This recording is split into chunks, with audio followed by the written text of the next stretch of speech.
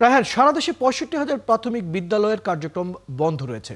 এর মধ্যে বার্ষিক পরীক্ষা শিক্ষার্থীদের যে বিষয়টি সেটা নিয়ে আন্দোলনে অংশগ্রহণকারী শিক্ষকরা কি বলছেন এবং সর্বশেষ খবর জানতে চাই।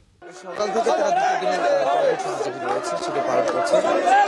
শিক্ষকদের একটা দাবি ছিল তারা সুষ্ঠুভাবে তাদের দাবি তিনটি তারা সম্পন্ন করার জানিয়েছিলেন, কিন্তু গতকালকে যখন তাদের উপরে আক্রমণ করা হয়, পুলিশের আক্রমণ, সেখান থেকে তারা তাদের আন্দোলনটাকে ভিন্ন দিকে নিয়ে যায়। তারা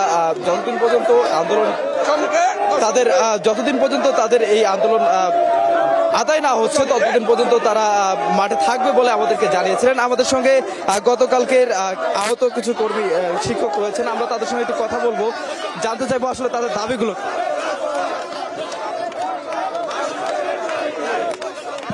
আমরা ৩ দফা দাবিতে রাজপথে নেমে এসেছি। শিক্ষক তো আমাদের রাজপথে থাকার কথা না, আমাদের থাকার কথা আমাদের বিদ্যালয়ে। আমরা রাজপথে নেমেছি।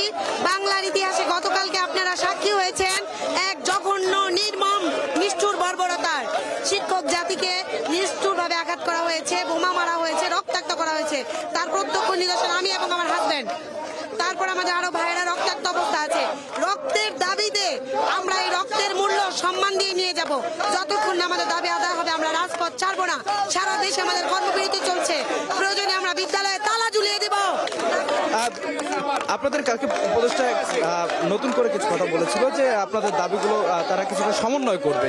যেমন আপনারা 13 থেকে 10ম গ্রেডের কথা বলেছিলেন, তিনি বলেছিল 11তম গ্রেড দেওয়ার তারা চিন্তা ভাবনা করছেন, এবং আপনাদের যে শতভাগ যেটি দাবি করেছিলেন, শতভাগ আপনাদের পদোন্নতি, সেটা কি 80 ভাগ তারা করবেন বলে জানিয়েছিলেন।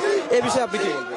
আমাদেরকে শুধু আশ্বাসই দেয়, কিন্তু এই পর্যন্ত কোনো বাস্তবায়ন হয় নাই। আমরা দীর্ঘদিন ধরে আমাদেরকে শুধু আশ্বাসই দেয়, এই দপ্তর থেকে ওই দপ্তর, শুধু তাদের এই ফাইল চালাচালি। আমাদেরকে প্রজ্ঞাপন 10ম গ্রেডে যদি প্রজ্ঞাপন দেয় আমরা চলে যাব। সামনে আমাদের বাচ্চাদের পরীক্ষা, আমরা বাচ্চাদেরকে জিম্মি করে আমরা আন্দোলন করতে চাই না। আমরা কোমলমতি শিক্ষকদের প্রতি অনুরাগী, আমরা তাদেরকে পাঠদান করে আগামী দিনে সুন্দর বাংলাদেশ নির্মাণে ভূমিকা রাখবো। আমরা আমাদের 10ম গ্রেড যদি আজকের মধ্যেই প্রজ্ঞাপন দিয়ে দেয় তাহলে আমরা আজকে চলে যাব। আমরা চাই আমাদের। আচ্ছা, এই কর্মবিরতির কারণে শিক্ষার্থীদের কতটুকু ক্ষতি হতে পারে? শিক্ষার্থীরা তো তাদের পরীক্ষার সামনে, এই পরীক্ষা যেহেতু আপনারা কর্মবিরতি রয়েছেন, যার কারণে পরীক্ষাটা হচ্ছে না, শিক্ষার্থীরা তো এখানে ক্ষতিগ্রস্ত হচ্ছে। আপনারা এটা কিভাবে দেখছেন? আমরা যেহেতু দাবি দাওয়া নিয়ে আসছি, আমাদের দাবি দাওয়াগুলো যৌক্তিক।